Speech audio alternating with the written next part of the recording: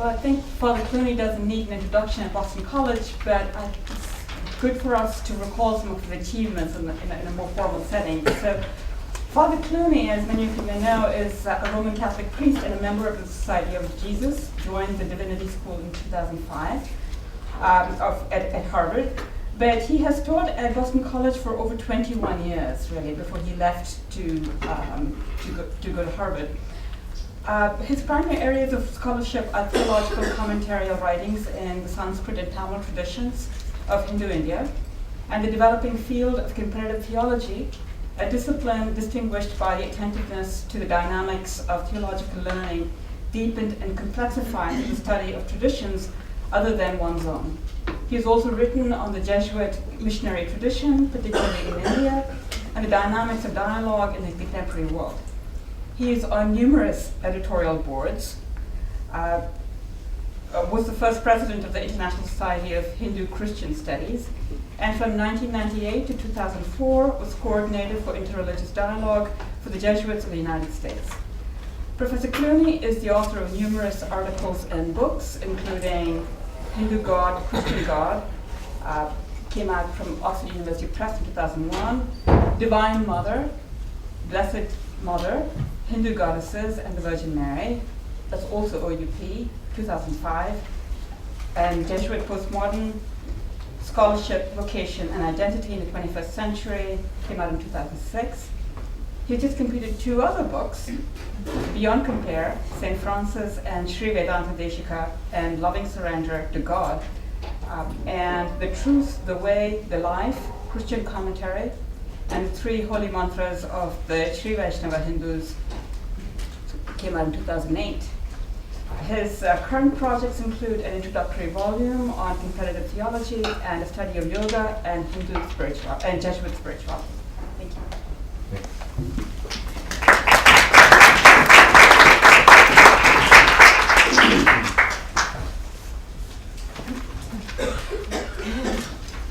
Thanks to Richard and the organizers of the conference for the invitation to be here. Having been here for over 20 years, it's good to come back for good reasons like this. And thank you to Kalpana. It's good to see you again and to be introduced by you. I think it was probably wise that Kalpana mentioned the idea that I am interested in comparative study, whereas you belong to one religious tradition and then you study a tradition other than your own and you learn from it. Because I may be mistaken, but I think I may be the only speaker today, who is not speaking of his or her own tradition. So I've studied Hindu traditions for the last 30 plus years and spent a good bit of time in India and Nepal. But I always think of myself as coming to the tradition as a newcomer, coming as a Christian who is learning from Hinduism and making the effort back and forth. So I keep that in mind as I speak, and I'd ask you to keep it in mind as well. Perhaps because of that, but because of simply the way I do my work, I would like to take a fairly narrow example of hospitality in the Indian tradition. Rather than trying to speak encyclopedically or explain everything to you, I'll leave that to Swami to do. I would just like to take up one particular text and then talk about it in its classical context, and then in light of a modern 1990s reflection on that text by a Hindu group in India. And I think this may help to open up at least one angle about thinking about hospitality in the Indian tradition. I had hoped that there would be materials for writing on the board, but we couldn't find any, so you'll just have to trust me. Taittiriya Upanishad is the text I would like to talk about. So the classical Indian Upanishads from approximately 2,500 to 3,000 years of age. They're a classical set of Upanishads that have been commented on and passed down through the generations.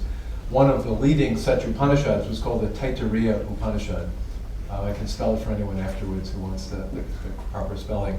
But the Taittiriya Upanishad is a relatively short but very important Upanishad, coming in three separate sections.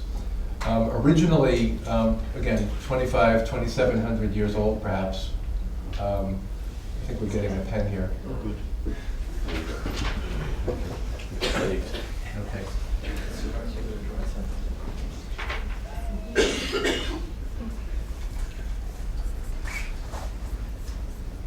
Taittiriya Upanishad, thank you.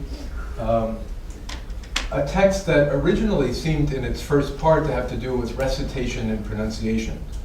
So a text that was not theoretically talking, as many of the Upanishads do, about the self or ultimate reality, but rather about recitation, proper use of the voice, breath control, enunciation. But it seemed that from that very particular and very specific sensitivity to the body and the breath, began to spell out in its 3 books, 3 short sections, a larger kind of understanding of the world and the human destiny in the world. And what I noticed in thinking about my presentation for today is that one of the themes that becomes very prominent in this reflection is the understanding of the guest, feeding, and in this context we might say hospitality, kind of a basic fundamental theology or ontology of how to think about oneself and community in terms of sharing food and so on. And what I'd like to do is simply lead you through a little bit of that first, and then again make a modern application. So in this Taittiriya Upanishad, in its first part, the mention of the guest comes up twice. There is a great affirmation in the 9th section of the first short book about the things that are to be practiced by proper people, educated people. Whatever else they are doing, these are things they must do.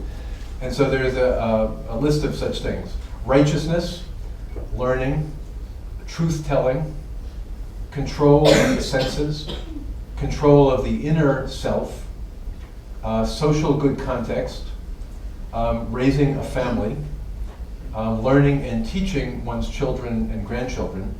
And then right in the middle of that list, there is reverence for the guest. And it's unexplained in the Upanishad itself, but it seems to be taken for granted that the understanding of a proper life, which has to do with living the moral code and having self-control and having a family, because in this text at least, the goal and ideal is not renunciation of the world, but rather having a proper family and having kind of an abundant family. In the middle of that is reverence for the guest and caring for the guest. The word that is used in the Sanskrit is atithi, which literally would mean one who comes without date or without prior announcement. Someone who just shows up at your door. And there's nothing else said about only a certain kind of guest or only a certain kind of person is to be welcomed, but that just as one studies the text, one raises a family, one does one's rituals, one cares for the next generation, one cares for the guest. And this is simply said, but it seems to be important perhaps because it's taken for granted.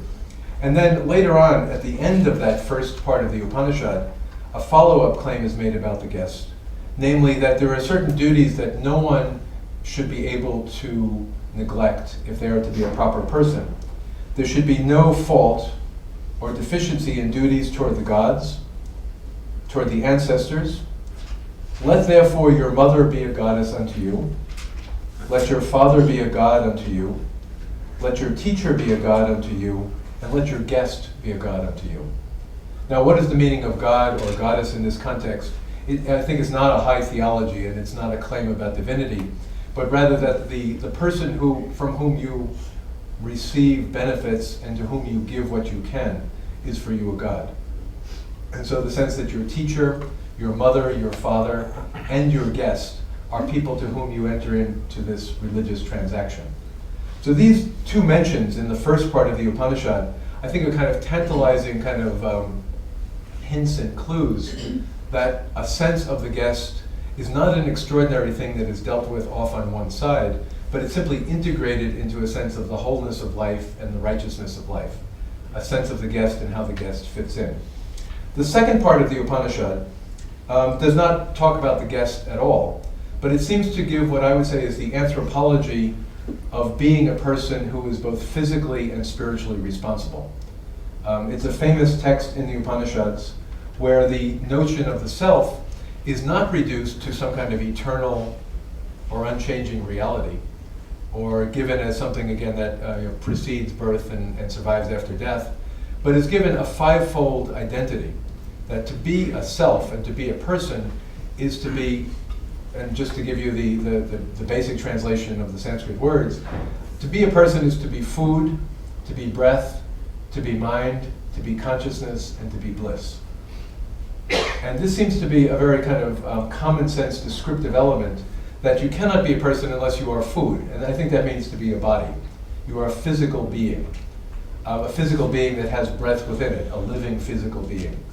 A physical being with breath that is conscious, that has a deeper consciousness, and then very characteristic of this Upanishad, that if you put together the body and the breath and the mind and the consciousness, it opens up into a kind of ecstatic bliss. And that this Upanishad, unlike many of the others, insists that all 5 of these layers or concentric elements of the self make up a whole person. And that if one simply goes for the bliss or simply goes for a kind of consciousness, that is not to be a whole person. So just as in the first part of the Upanishad, there is a strong sense that a well-described moral life includes obligations to oneself, to one's tradition, to one's family, and to one's guest. The second part of the Upanishad reminds the reader, the listener to it, that to be a full person is to be a physical and intellectual and spiritual reality. All 3 of those are important. What follows in the Upanishad at the end of the second section is a meditation on bliss, this Sanskrit word anandam. Having given these 5 layers of the self, there's a meditation on what does it mean to be in bliss. And I think even at this point in ancient India, there would be a knowledge or a recognition that bliss ultimately has to do with realizing ultimate reality, the sense of this kind of higher, open consciousness. But the Upanishad begins by saying, bliss is like that of a young, healthy person. And then that bliss is multiplied 100 times when you think of one of the gods, and 100 times more when you think of one of the supreme gods. And the list keeps going up until finally you reach kind of the sense of an ultimate bliss that cannot be surpassed. The commentator Shankara, one of the great commentators of the tradition, in commenting on this says, this is so important. I think he's not writing a paper on hospitality or the guest, but he is saying that if you want to understand the bliss of ultimate reality, you begin by understanding the bliss and integrity of a full person. And so you begin with the food, the body, and then you extrapolate from that to the higher levels of consciousness and the higher layers of bliss. And it seems to be a reminder again to the reader that if one wants to reach the higher spiritual level, you need the basic well-being of the body to come first. And everything is then built on that. The third part of the Upanishad, and the final part, is strikingly, again, given the sense that we often have that the Upanishads are texts about ultimate reality and about great philosophical themes, the third and final part of the Upanishad is basically a meditation on food.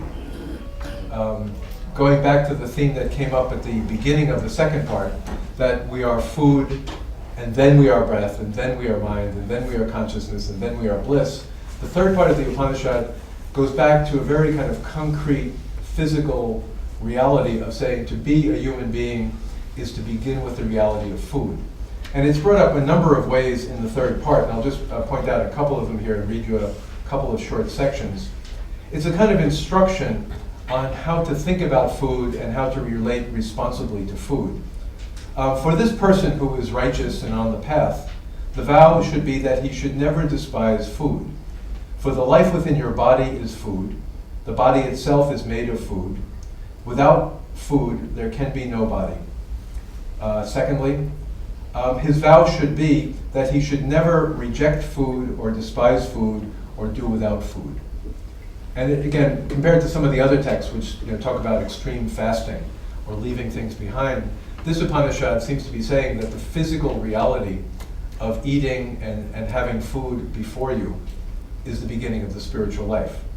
The third is that his vow should be that he should always make food plentiful. For the earth itself is food. The heavens themselves depend on food. Only when there is food can one know and can one possess bliss. The sense that the duty of the person who lives the orthodox life is to multiply food and make food as available as possible. And then the fourth part, which perhaps is the most relevant for our reflection today, his vow is that he should not refuse anyone who comes for shelter. He should always give such people food. Therefore, for the sake of the person who comes, he should collect plenty of food by whatever means he may. Whenever someone comes, he should be able to say food is ready for him.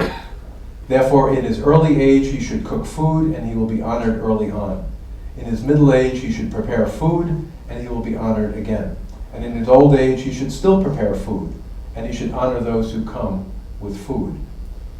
And again, it seems very almost mundane, pedestrian, that the point of being an ideal person who understands the multi-layered self in some way is with a consciousness of this guest who was mentioned in the first part of the Upanishad, here in the third part, that the living reality of that is to realize that as self, you are a body made of food before you are breath, before you are mind, before you are consciousness, and that therefore to be a responsible person is to respect food, care for food, and make plenty of food available for whoever would come to your door.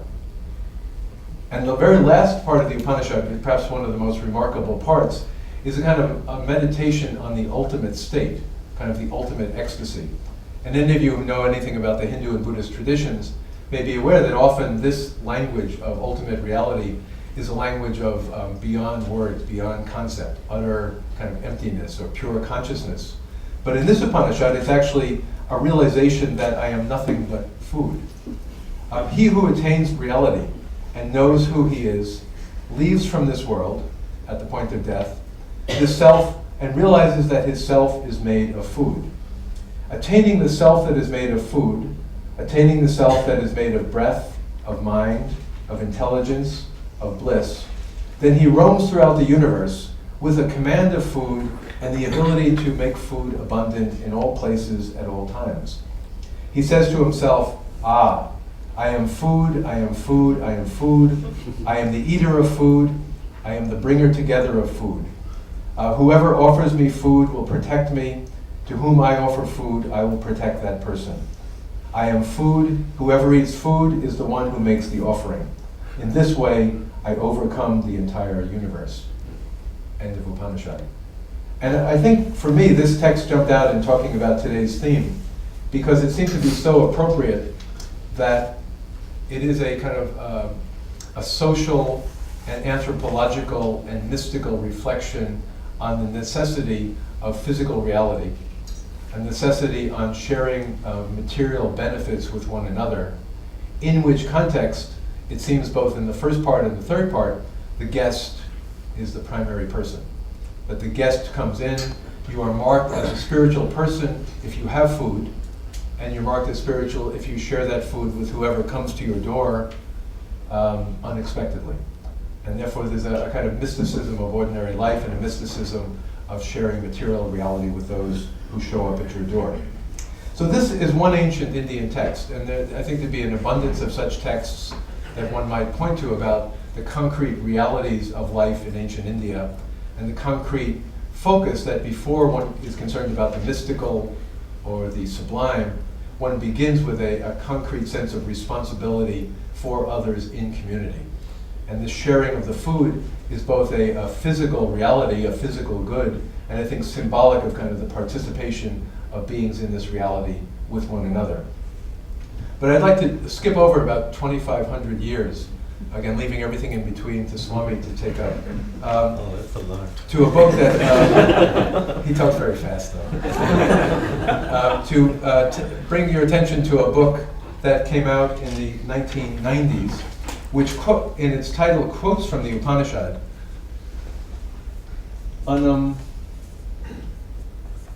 Bahu Korvita.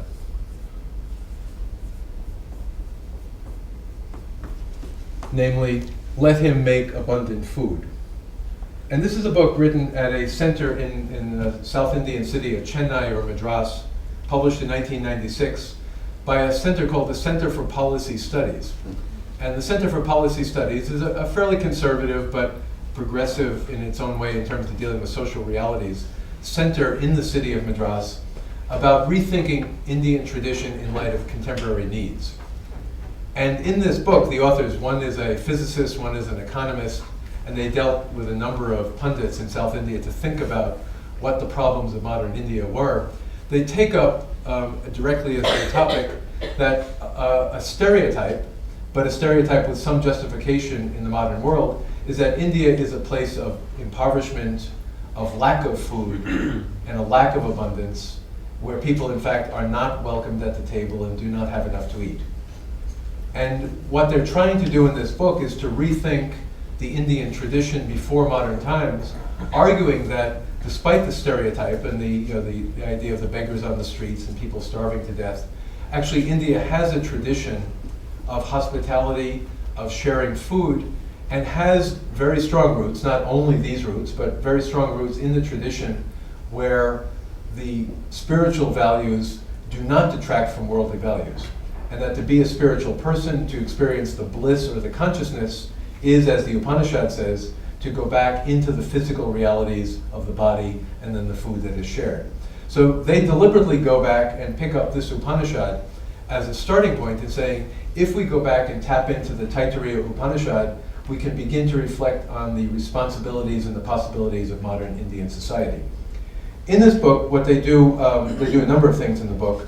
One of the points that they take up is simply, and I won't go through this, is to go through basically what I just did, is to go through the Upanishad section by section in order to tease out some of these very same ideas of physical reality, food, abundance, and social responsibility, arguing that if this was the case in one of the Upanishads of all texts, 25+ years ago, this is not something, an innovation or something modern or new, to say we can reimagine Indian society in terms of making sure that everyone is fed and that there is no one who is kind of left out and abandoned without having sufficient food. And they deliberately pick up on, and I think pronounce more than the Upanishad did, the very notion of hospitality. So one of the sections I read from the Upanishad itself to you was, he should vow that he would never refuse anyone who comes to him for shelter. I'll just read to you their translation of this opening section of that same part of the third part of the Upanishad. Do not turn away anyone who comes seeking your hospitality. This is the inviolable discipline for one who is wise. Therefore, obtain a great abundance of food, exert all your efforts to ensure such abundance, and welcome the guests with the announcement that the food is ready. And I think it's a wonderful example of an ability for a very hard, practically minded group of people in contemporary India in the 1990s to say, what we need to remember is that our ancient Indian tradition was already saying, let there be food, let it be in abundance, and let us welcome the person who comes to our door, arguing that that is a defining feature of what Indian culture is at its best. What they go on in the book to do are two other things, and I'll mention these briefly and then I'll be done, is to give stories from the tradition that talk about this notion of abundance of food, and in a sense actually in all these stories, extreme obligation to be hospitable to one's guest. And I think while they're not saying that, as you'll hear in these stories, they're not saying that everybody should all the time go to extreme lengths in order to feed other people, that there are kind of these stark ideals where there is nothing more important, even one's life is not more important than making sure that one's guest is fed. And I'll just give you these stories briefly. The first one is from the Mahabharata, the great epic story, the Mahabharata, the great war epic, about the dove and the hunter. And it's a very long story, and I'll give you a very short version of it. They give a short version of a longer story themselves. The hunter is out in the forest, and he's a kind of cruel and totally dedicated hunter who spent the last 40 years going around killing animals and carrying their bodies back and eating them and so forth. So there's some kind of a great flood or a great storm, and he's abandoned in the forest. And he's there helplessly in the forest, in the middle of the forest, and he is cold, and his weapons have been lost, and he's sort of there under a tree, and he doesn't know what to do, and he thinks he's going to die, and he's hungry, and so on. And yet he still has his trap, and so he sees a dove nearby, and somehow he manages to trap the dove in this little cage. And it's not clear whether he's going to eat the dove or what he's going to do with this dove, but he has the dove in the cage. So then that's Mrs. Dove. Now Mr. Dove is the male dove, and he comes along and sees that his spouse or partner is there in the cage. And apparently while the hunter is shivering or sleeping, whatever, he goes up and talks to his spouse. And she says, well, actually, you should not worry about me because I'm your spouse. You should worry about the hunter who is our guest here in the forest. He doesn't belong here. He's Atithi. He's from outside. He's from somewhere else. He's cold and hungry. You have to take care of him.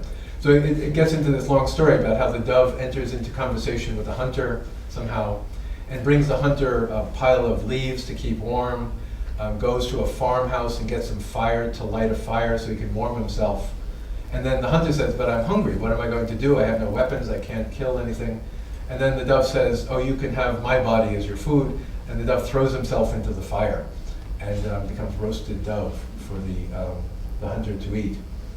And after this is a long sequel, and then everybody comes back to life, and it's all ends happily. But the point of it seems to be both the Mrs. Dove, the female dove, and then the dove himself, saying that our primary goal is to care for our guest. And even if the guest is unwelcome, even if the guest has values that are contrary to ours, we have to take care of the guest, even giving our lives for the sake of the guest. They also quote a ancient Tamil story about a man named Aputran. Not that you'll run into this name again soon, I'm sure, but Aputran is a very pious man, a dedicated man in a time of famine in South India. And the famine is going on and things are terrible, and he keeps doing righteous actions and meditations and so on, hoping to get something by which he can help the people. And finally the gods come down from heaven and give him a magic bowl. And the bowl is a bowl full of food that wherever he goes, he can always find food in the bowl for whoever comes to him in their hunger. And so he starts going around in South India, carrying his bowl, and he'll go into a town square and he'll sit down, and anybody who is hungry during this terrible famine will come up and he will feed them all. And he'll give them, everybody then will be fed and taken care of. Finally, the gods in heaven realize that they made a mistake by giving him this bowl, because nobody now prays to the gods for help. People are simply saying, we have the food here, this generous man is giving us everything we need. So the gods say, this is a mistake, we've been forgotten, we should end the drought. So the gods send the rain, and the abundance of crops come back, and everything is taken care of. This man says, however, well, now I still have my magic bowl, and the people here do not need my food, so I will go off to another country, and I will share with them the magic bowl, the food, in another country where there's a famine. And so he gets on a boat and he starts off, and there's a big storm, and he ends up stranded on a desert island with this bowl.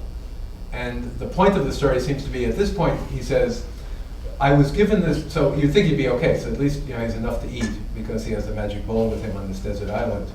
But he says, no, I was given this bowl in order to feed others.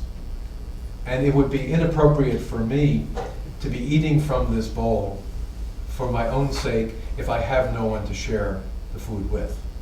And so according to the account that they give in here of this story, Putran finally decides that I would rather starve to death than eat by myself, because the basic rule is share the food before you take it for yourself. So I think apparently he does starve to death. That's the end of that story. And the third story is of a very poor Brahmin who lives in very kind of marginal circumstances by going out each day into the fields where the harvest has been taking place, gathering the grains that have fallen off the wheat and so on, and bringing them back, or rice, and bringing them back for his family. So he has no other means of income, no other food, and just goes out scavenging really and bringing the food back. And so he does this, and one day he comes back with just like a little bowl of, let's say, rice grains, probably enough to get himself, his wife, and his 2 children through the day. That unexpectedly a holy man comes to the door to beg. And the crisis becomes, we have nothing. We only have enough food to get through the day. What should we do? And immediately he says, no problem, I will give my share of the food to this holy man.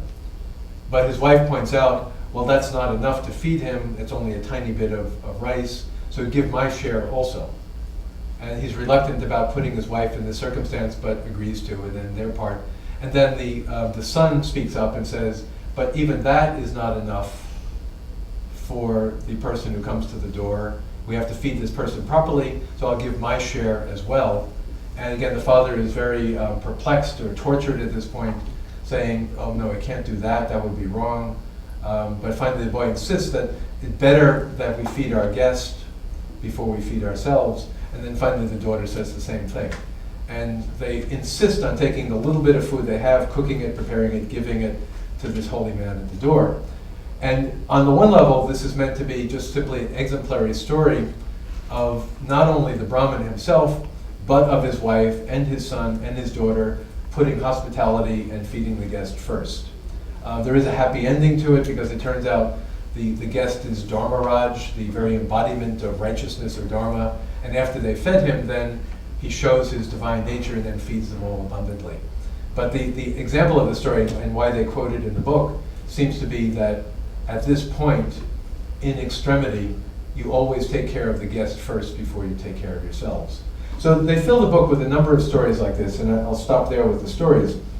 But I think you see the point, that they see that the ancient value that's been given in the Upanishad about the necessity that spirituality be rooted in the body, and body is a matter of food, and food is a matter to be shared, is exemplified in the stories of the tradition of these heroic acts of people who, when faced with starvation or in situations where they have to sacrifice themselves, instinctively go and feed the guest. And again, appealing to India to go back to those roots. The final thing I'll say about the book, and then I'll turn the things over to Swami, is that the book also has a critical edge, asking the question, why is it that we are not this way anymore? And is kind of an analysis in the last part of the book about colonial and post-colonial India. And there's a long argument about the impact of colonialism on Indian society, basically ruining the economy, draining India of natural resources, and turning a culture of prosperity and benevolence and abundance into a beggar culture. Now, Kalpana could talk about this too, about colonial, post-colonial India. But what they're trying to argue is that colonialism changed the dynamics of Indian society from a culture of abundance where hospitality was prime to a culture in which people were no longer able to care for one another.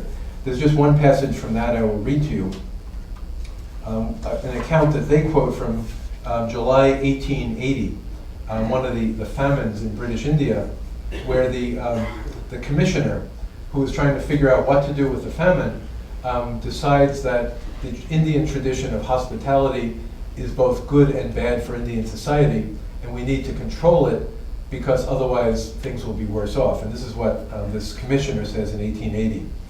Native society in India is justly famous for its charity. It is owing to the profound sense which is felt by all classes of the religious duty of succoring, according to their means, the indigent and the helpless, who have claims on them as members of the family, the caste, or the town or the village, that in ordinary times no state measures of relief are ever needed. However, so that's good in ordinary times. However, native charity does not work according to the English pattern.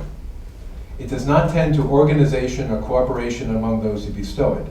It consists too much in giving a small dole to numerous applicants that rather than in providing completely for the wants of a few applicants. It seems to me that there's no system of care for people, but rather it's these kinds of stories where people care for their neighbors in time of trouble. Such charity is to be encouraged at the beginning of a time of famine, but when famine has once set in with severity, it may become a severe evil unless it can be brought under systematic control. When once the government has taken the matter thoroughly in hand and provided relief in one shape or another for all who need it, and a proper enclosed place of residence for casuals and beggars, then street begging and the public distribution of alms to unknown applicants should be discouraged, indeed should be entirely stopped. Now this, there's a political view in this book, but their view is that there was a pattern and tradition of hospitality in pre-modern India that can be traced back to the Upanishads and exemplified by these stories through the ages, that the British felt was no way for them to institutionalize running the country and caring for the people. And that these kind of subsidiary networks of care of families for themselves and families for strangers and so on was impracticable in the modern world, and that people had to be taught to depend on the government rather than on one another. And so going from this kind of back and forth negotiations of sharing the food, always having your door open, always allowing others in, to a model in which people would not care for one another, but would go to the magistrate or the commissar or somebody in charge in order to get food. So I think it's an interesting element that perhaps we'll have a time to talk about, is that in India, and according to this book, but I would think it would be true in other cultural contexts as well, that there are traditional ideals that can be found in scriptures about hospitality and care for the stranger, care for the guest, feeding the hungry. There are exemplary and ideal stories about how this works out. And then there are harsh modern political realities in which people look around them and say, well, that doesn't seem to be the case today. Now, without saying that the pattern or the view taken in this book would be the only answer to what happened in Hindu India, it does seem to be saying that ideals, religious, spiritual, individual ideals of hospitality for the stranger can break down due to larger economic, political, colonial patterns in society that make it impossible for people to live up to the instincts of hospitality in their own culture. And I think that kind of economic, political take on the matter might be an interesting angle to keep in place as well. So I will stop there, and as I said, leave everything else to Swami to explain.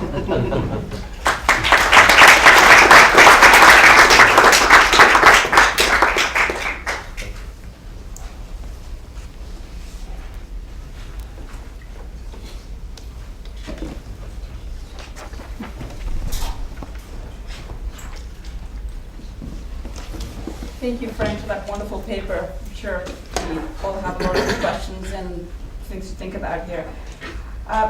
It's my honor now to introduce Swami Tyagananda. He's a monk of the Ramakrishna Order and is the head of the Ramakrishna Vedanta Society in Boston. He's a Hindu chaplain at MIT and at Harvard. He became a monk in 1976, soon after graduating from the University of Bombay in India. After an extensive training in Vedanta and its practice, Swamiji was assigned to the Vedanta Society in Boston in 1998, where he shares the insights of his tradition through lectures, classes, personal interviews, and meditation instruction. Prior to coming to the United States, Swami Tyagananda was for 11 years the editor of the English language journal Vedanta Kesari, based in Chennai, India. He has translated and edited 10 books, including Monasticism, Ideals and Traditions, came out in 1991, Values, The Key to a Meaningful Life, 1996, and The Essence of the Gita, in 2000. Swami Tyagananda is a member of the American Academy of Religion and on the board of the Society of Hindu-Christian Studies.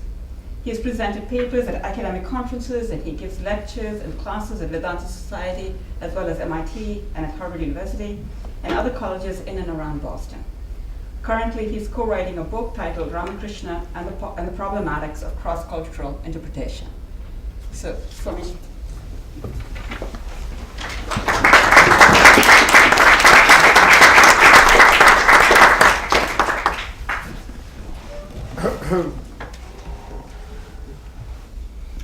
Thank you, Richard, for this presentation. And continuing the discussion that Frank began with, and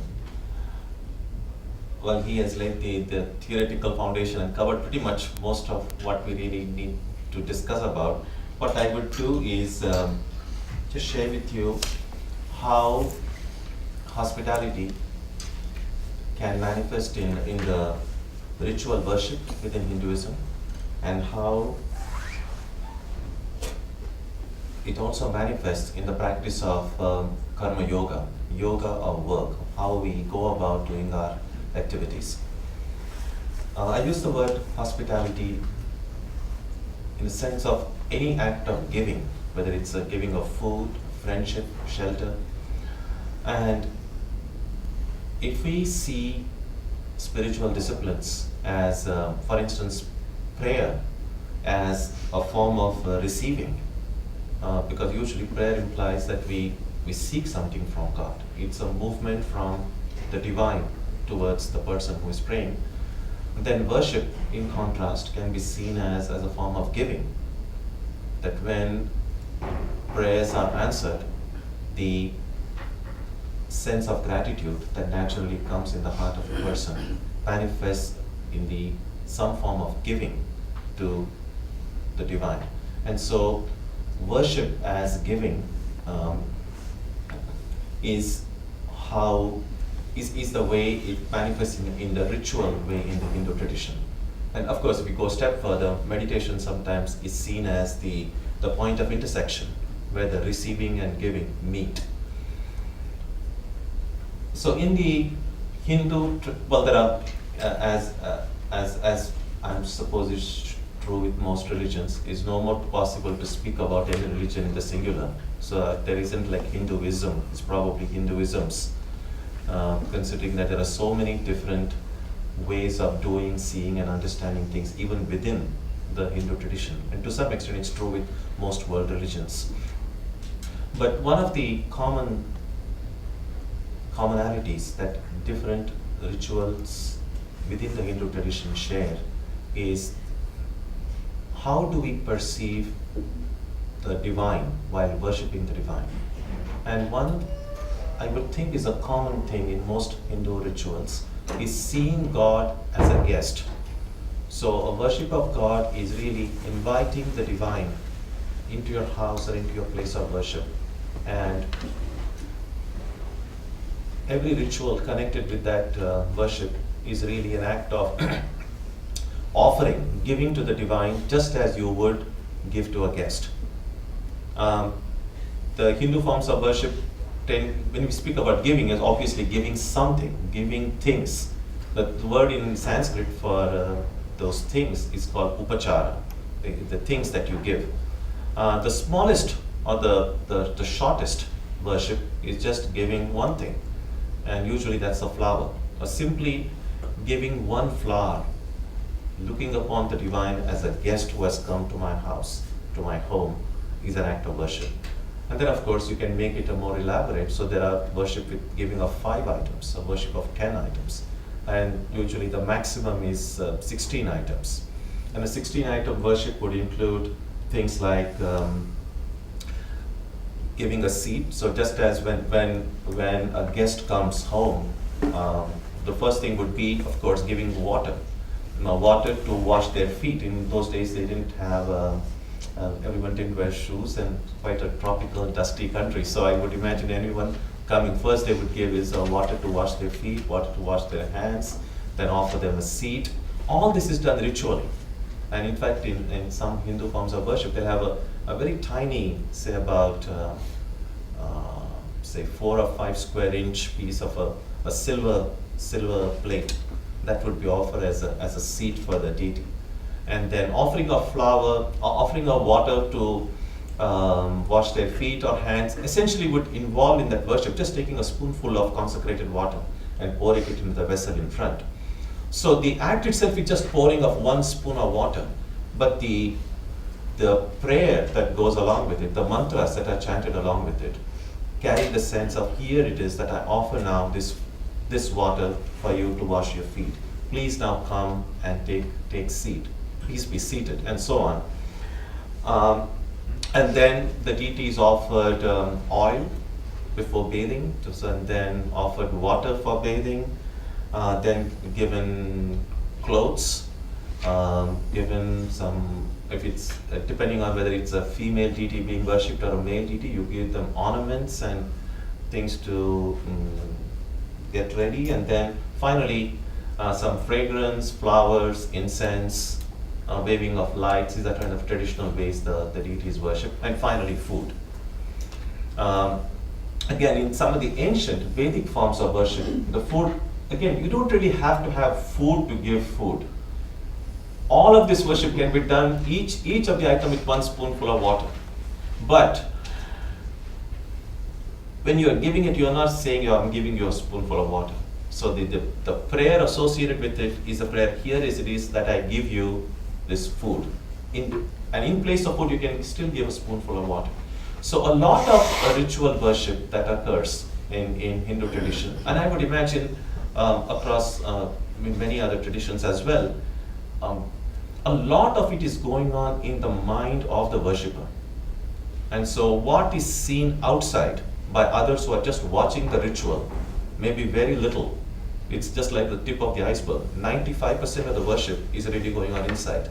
So while we may see the worshipper offering just a spoonful of water, if the worshipper is visualizing correctly and doing the worship in a proper way, that worship is really offering an entire meal to the deity.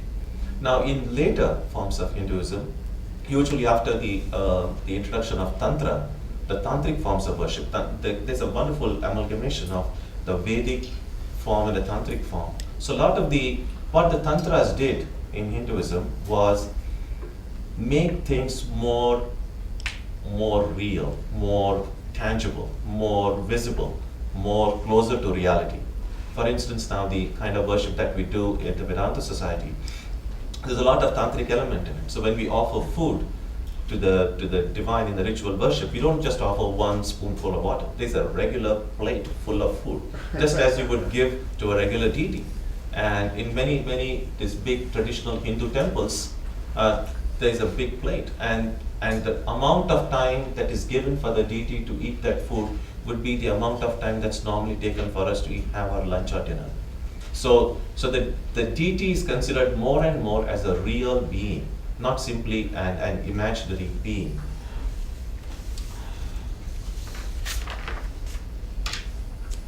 Now, one question that can still come is, what is the benefit of this kind of a ritual? Is it simply a ritual, or what? Why do it?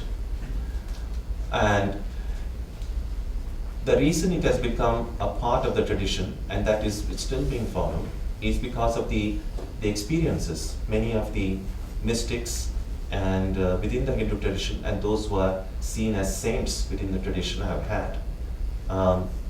Ramakrishna, who is a Hindu saint of the 19th century, late 19th century, and actually who is the inspiration behind the order to which I belong. The Vedanta Society here is called by the name Ramakrishna Vedanta Society. So he was a great mystic, and so much of his early life, he did a ritualistic worship of the divine in the form of a goddess, Kali.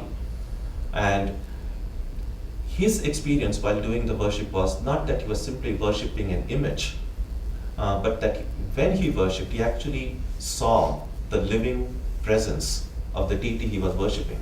When he offered these different items during the ritual, he actually saw the presence of the goddess come and eat those things.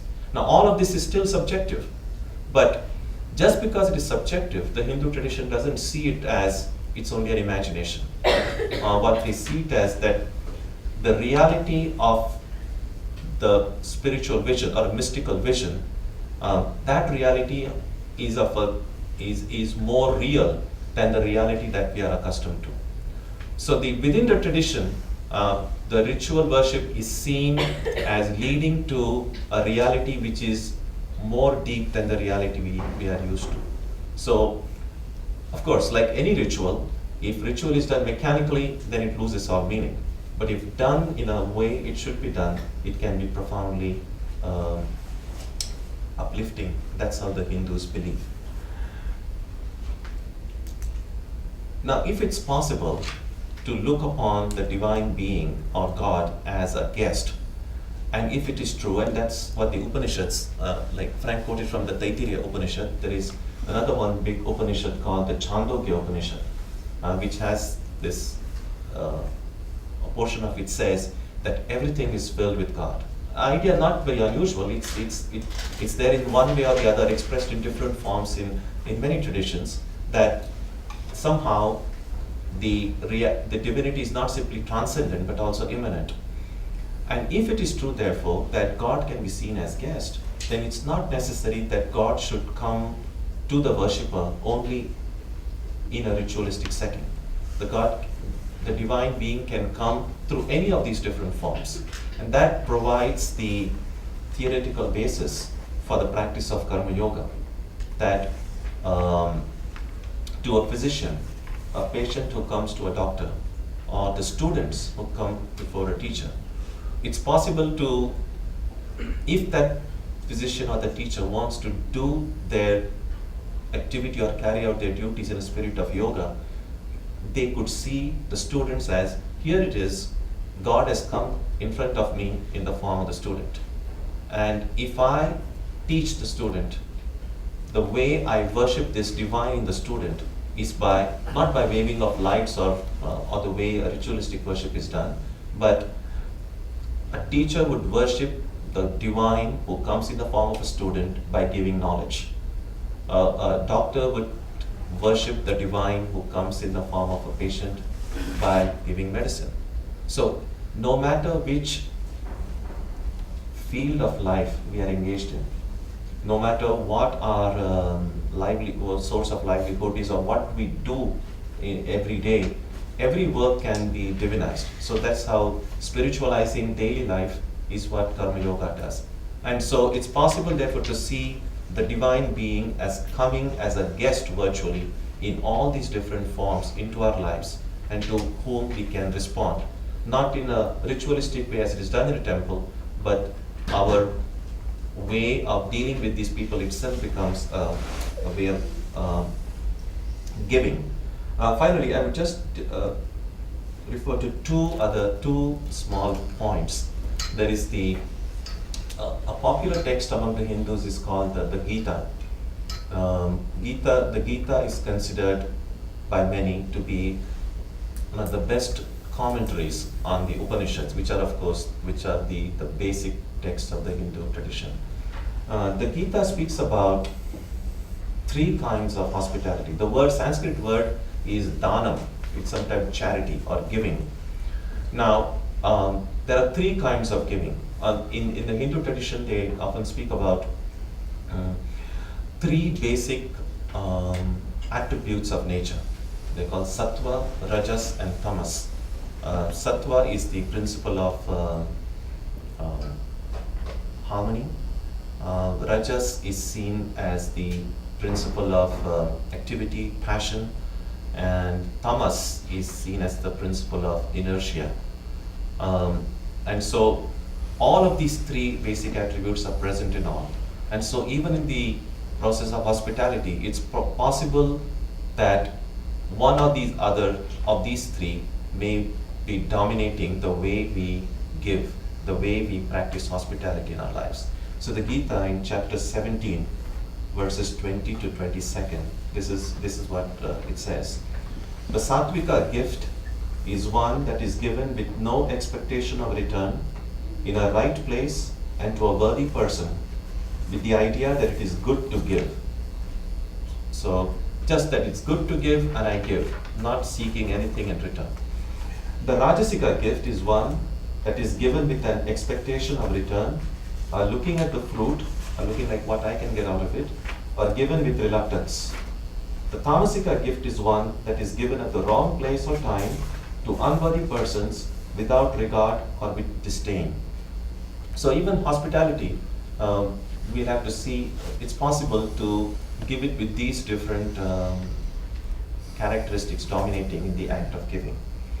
I would also like to quote to you few sentences from the works of Swami Vivekananda, who very forcefully in his lectures and writings spoke about the importance of Karma Yoga, doing work in a way that it'll be spiritually beneficial rather than creating bondage.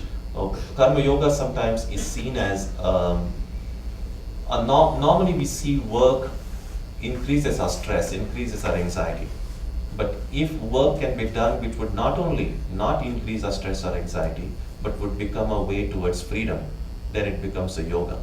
And this is what Vivekananda says in his Complete Works, Volume 1, page 86. Although a man has not studied a single system of philosophy, although he does not believe in God and never has believed, although he has not prayed even once in his life, if the simple power of good actions has brought him to that state where he is ready to give up his life and all else for others, he has arrived at the same point to which the religious man will come through his prayers and the philosopher through his knowledge. And so you may find that the philosopher, the worker, and the devotee all meet at one point, that one point being self-abnegation. However much their systems of philosophy and religion may differ, all mankind stand in reverence and awe before the man who is ready to sacrifice himself for others. two or three very wonderful stories that Frank mentioned. I mean, the extremes of hospitality, where even a person was willing to give up their lives to help someone. We know that when we see instances of those kind, it naturally brings up a sense of reverence in us, irrespective of whether that person is a Hindu, Jewish, or Muslim, or Buddhist. It doesn't matter. So this is some one way I think we all can connect, just to see the more this little self gets out of the way, and the more somehow we feel that sense of self in others. So hospitality therefore has a way of transcending the borders and limitations that can be created through culture, language, religion, and so on. Okay, one final story and then I end. Hospitality can also be seen, well, let me tell you the story first.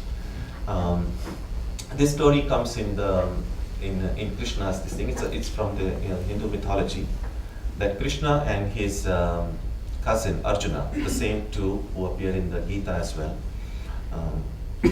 Krishna once tells Arjuna, come with me and I will teach you something. And then they both go in disguise to the home of a very wealthy person. And of course, Arjuna is in disguise. Krishna is Krishna, so they are able to recognize him.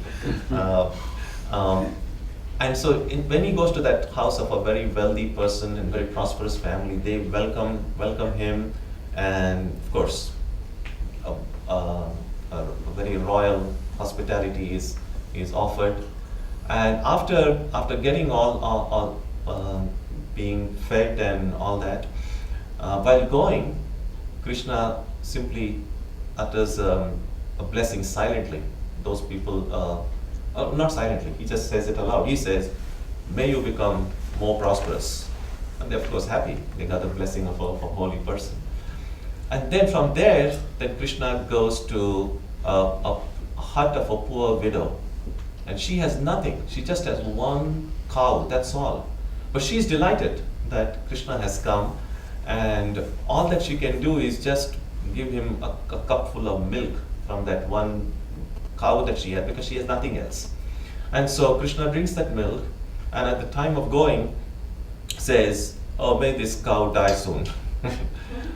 And his friend Arjuna is scandalized. He says, this doesn't make sense. I mean, when you went to that earlier place and they had plenty, you don't even have to bless them to have more. They already had more than they needed. And here is this woman. This is all that she has. And what kind of a blessing it is that you're just taking it away. And then Krishna explains. He says, the people we went to first, they belong to that Rajasika kind of hospitality. So he says it's going to take them a while before their eyes open towards a higher ideal. So I just want them to have more so that they can get immersed in this a little bit more until they get tired of it, and then they're able to think of something else.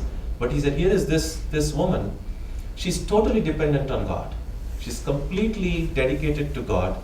The only obstacle for her total enlightenment is this attachment to this one little cow.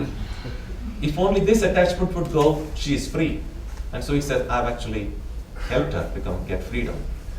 This small little story, what it also does is hospitality, whether giving or receiving, can also be seen as a way of, it could be a lesson being taught or a lesson being learned. And what may seem as a blessing in life may not be a blessing. And what may seem as something terrible may not be so terrible. So it just gives us an opportunity to reflect and not take things at their face value. So these are a few of the thoughts that come to mind, and maybe we can then think about it. Thank you.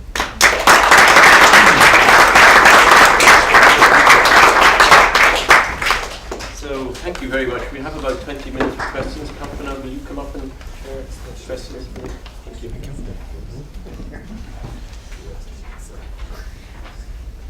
So do you have any questions? One of the themes that I seem to have heard in both of you folks, kind of the both the ancient wisdom and the adaptability of it in the modern context.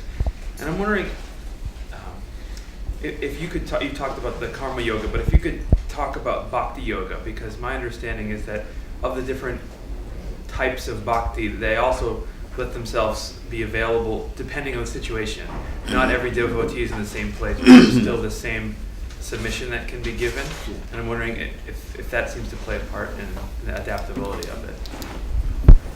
Well, karma yoga, there are two ways of doing it. One is for someone who doesn't believe in God at all. And then that person would say, I'm doing good because it is good to do good.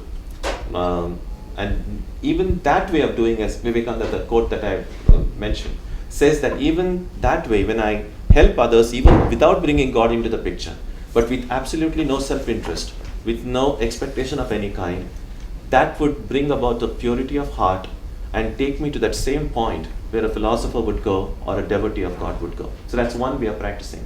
The other way of practicing, those who are theistically oriented, it probably is a little bit easier, because then it's possible to work by offering everything that we do at the feet of the divine, to work for the Lord's sake of the Lord.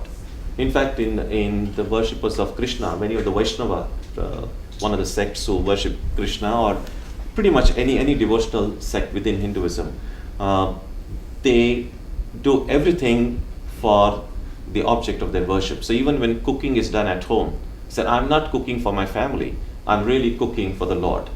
And so even after the food is cooked, you first offer it to the divine and then accept it as what they say in Hinduism as prasad, as a food that is somehow become consecrated by the divine touch. So Bhakti Yoga kind of dovetails into this Karma Yoga. So hospitality can be practiced even through the path of devotion. So add a footnote to that. At least in the Vaishnava tradition in South India, they take seriously this notion that the root of bhakti, the word bhakti, has to do with sharing or participation. And there's a whole theological strand of their thought about how participation in God, in bhakti or devotion, becomes participation in the community in devotion. Right. And the way that the way to love God is to please God, and the way you please God is by caring for one another. There are limits to that, though. It seems very much it's sort of like the sense of the Gospel of John in the Catholic Christian tradition, that it's the community. It doesn't necessarily mean everyone, but certainly you cannot have bhakti privately. Bhakti is a reality of the community, and by participating in one another, then you actually enact your bhakti. So it's not universal then. I mean, that's kind of my question. It's not devoted. I mean, it's your village or whatever your boundary. I mean, there are texts. We were talking about this the other day, like where if the mlecha, the strain, the foreigner comes, welcome them. But that's fairly exceptional. It seems to be very much the people who are the devotees are the people that you care for and care for one another. It doesn't say leave out the foreigner or don't care for the stranger, but there's not a strong rhetoric of that. Whereas this text says the atithi is the unexpected person, period. And that may be a different thing. Yeah. It's just related to that. I'm surprised that there hasn't been any mention made of the caste system and how that affects hospitality and the boundaries of hospitality in Hinduism.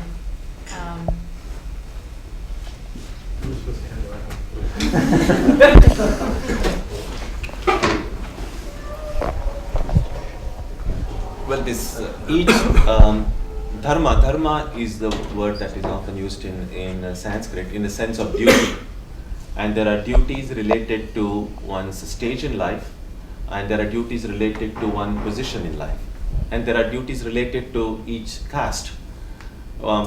But there are two kinds of duties. One kind of duties are called general duties. In Sanskrit, it's called sadharana dharma. Means duties irrespective of which caste you belong to, which age group you belong to, or where you are. And there are specific duties called Sanskrit vishesha dharma. So then there are specific duties by virtue of which caste you belong to. As far as giving is concerned, dana, charity, that is a duty which is universal. And so no matter which caste one belongs to, one still has to give. And I haven't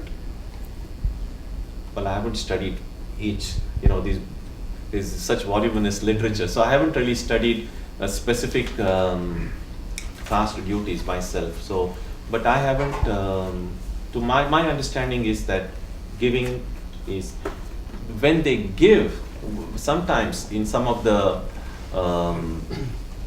localized customs could be that if someone from a very lowest caste comes in, then the way they give may be different. For instance, someone may be welcomed inside the house and say, come and sit and share, have food with us. And perhaps, at least in ancient times, because now there is no way of knowing who is lower caste or higher caste in the kind of society in which we live. But there were times in India when, suppose from someone with the lowest caste came who kind of seen as untouchable, then maybe they wouldn't invite such a person in the house. They may leave the food and, so that they wouldn't be in direct contact with them. So there isn't any prohibition to giving itself, but how it is given and how it is received may, in some instances, may be affected by the caste of the giver and the caste of the receiver. May I add a sort of the perspective from a practitioner's point of view? I'm not a theologian, Catherine, as you know, but I'm just thinking about the fact that there is a very crucial difference between charity, right? I mean, I think you're sort of implying that charity and hospitality.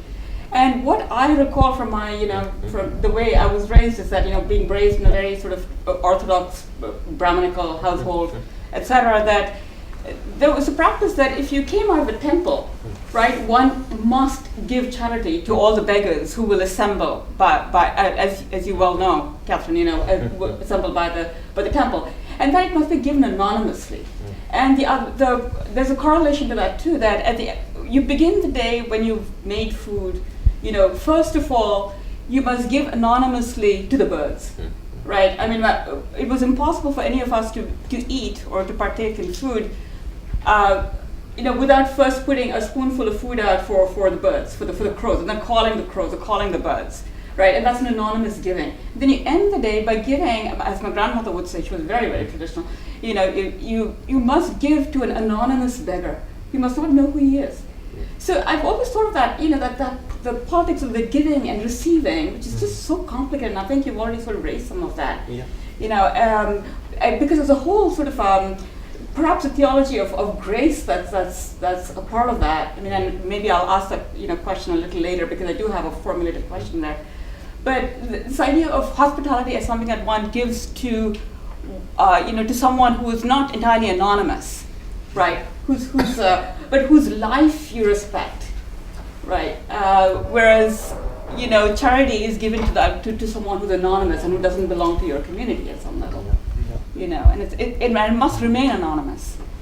But hospitality isn't usually anonymous. It's a welcoming of the other into your own space, and it's a sharing of your own life with whoever you welcome in your own space, and that's where I think caste must have a huge impact. There's an instance in the life of Sharada Devi. She was Ramakrishna's wife, and she was in a very remote village in Bengal. And she was, of course, she's in fact very much revered in our tradition. She's called the Holy Mother. So in that very caste-ridden society of late 19th century, in a very, very remote village, so she welcomed everyone, whoever came to our house, irrespective of caste and everything. Then one day there were these two people from one was a Muslim laborer, the other was someone from a very low caste. And so she welcomed them inside and asked her niece to feed them. Now, her niece was aware of their social identity, of the people who their aunt had asked to feed. And so she, instead of putting food in their plate the way we would do to a guest, she's kind of almost threw it. That she didn't want to go anywhere close to that. And then Sharda sees that. And then she goes and scolds that niece and says, no, is that the way to do it? And then she takes it, and then she herself puts it. So I mentioned this only to show that while some of these prejudices did exist and do exist even now to some extent, that simultaneously there was this other side of people trying to point out that this is not the way to go. So there's always been these two trends. People who are still caught up in these biases, and there's another trend saying that no, that's not how we are supposed to do. Robert, you had a hand and then the President, yeah.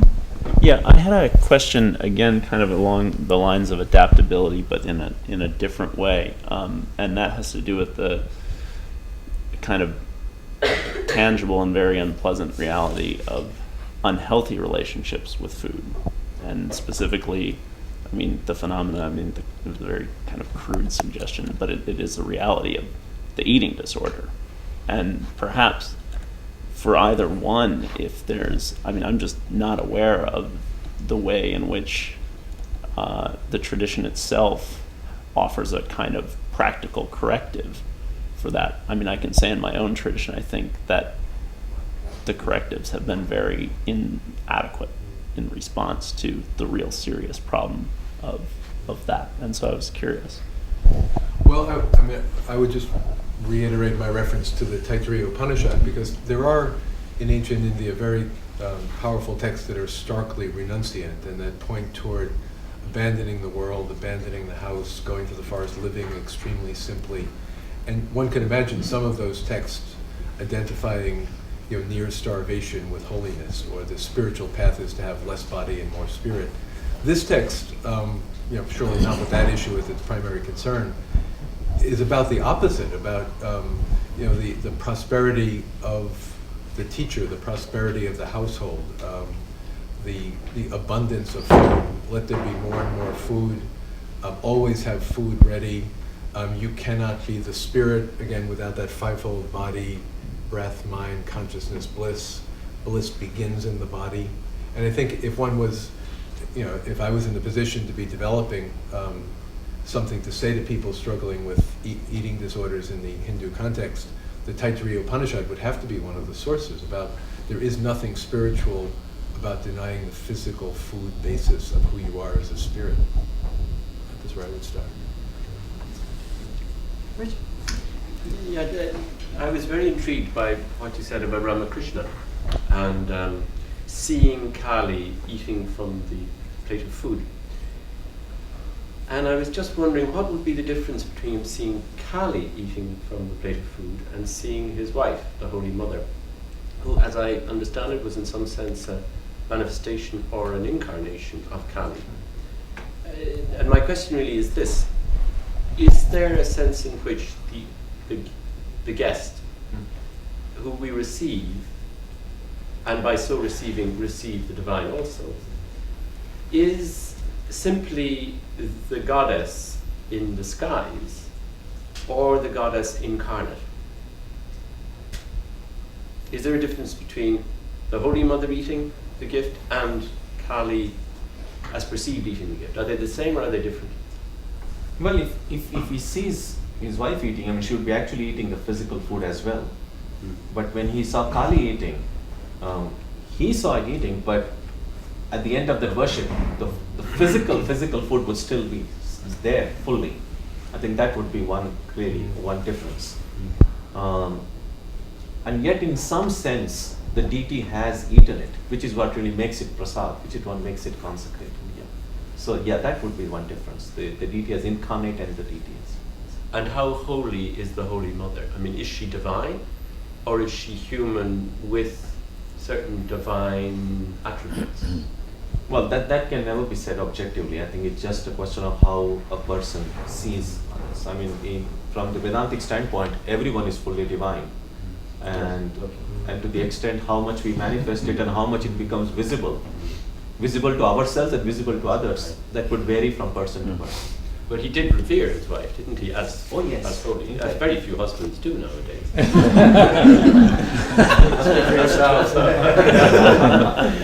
Can I just add in, again, back to the stories I was telling and all that, there is a correlation between the arrival of the unexpected stranger at your door and God coming to your door. I mean, the Upanishad itself said, let your teacher be God, let your mother, let your father, let your guest be God for you. And that was not mythologized in that context. But some of these stories of the stranger who shows up at the door and you give them everything and you end up giving them your body and all that are often figures then who are revealed, let's say, to be Shiva or Vishnu in some form. And in some way it's a kind of piety of the stranger who comes to your door is God coming for you. And that could be teased down. It's not exactly what you're asking Swami, but I think there is that element. The guest has this kind of divine status, partially because they come unexpectedly. And they're not your routine expected family member. I think the divine would be present in a guest even if we are expecting that. Yeah, even that. There's a question back there. I want to thank you both for your presentations. I appreciate the presentation of giving and the importance of that in terms of hospitality. But I also wonder, in a sense, how would you suggest within the Hindu tradition that one might move beyond this kind of food hospitality to any kind of hospitality of an exchange of understandings or an exchange of say of a welcome on a different I don't want to say more meaningful because there's different levels of meaning, but an exchange of ideas. Are there resources that you might point to towards that within the Hindu tradition? Well, the Karma Yoga text that I referred to and those words from the Gita, which essentially speaks about giving. It's not simply about giving food. So that giving can encompass giving of ideas, giving of whatever I have and whatever it is that person is in need of. It could be even friendship. It could be, it's just giving. I mean, the two things I'd point to, one would be, I mentioned in the Sri Vaishnava tradition, the sense even the mlacha, the outsider, comes. And the whole passage, the point of the passage seems to be, even if this person comes like a barbarian shows up, and if this person shows himself, herself, to have a desire to learn, then it's instruction to the acharya, the teacher, then you should teach this person. And there it's specifically not about food, but it's about sharing the religious, spiritual wealth of the tradition with the person if they seem to have a desire to learn it. The other would be, I mean, again, I don't think this has been done, but one could play with the fivefold self in the Upanishad. The stress is on the food self, that first layer, but there is the living breath, the mind, the consciousness, the bliss, and one can imagine, by analogy, working out other levels of exchange, because the point is the whole person has these 5 dimensions, and they seem to be stressing the food as the starting point, but there'd be no reason to cut it off there, and it could open up in the way you're thinking. May I just say one thing? I mean, may I be privileged? I was also wondering, Frank, I mean, if the meaning of food, annam, I mean, is that the word that comes up in the Upanishad? Yeah. If that doesn't have to be sort of looked at a little bit more carefully, it doesn't quite translate into food in the way in which, with the connotations that it has in, say, in the English language or other sort of, European languages. It seems to me that, the term annam has completely different sort of connotations, I mean, the sense that to give food is not to sort of satiate somebody's hunger, right? It's the giving of food is always honoring somebody's livingness, right? There's something biological almost, that which is a spark of the divine that we honor by giving the food. It's not that here you're hungry and I'm hungry and we're going to participate in this gluttonous activity, right? Which then raises the questions of of eating disorders. It's not about eating; it's about honoring. And so I was just. You don't quite agree. I would say it's both. I mean, I wouldn't see any reason to say it's one and not the other, because the whole logic of the Upanishad seems to be, you go from the annam to the prana to the manas to the buddhi to the ananda, and that all 5 of these are integral to one another.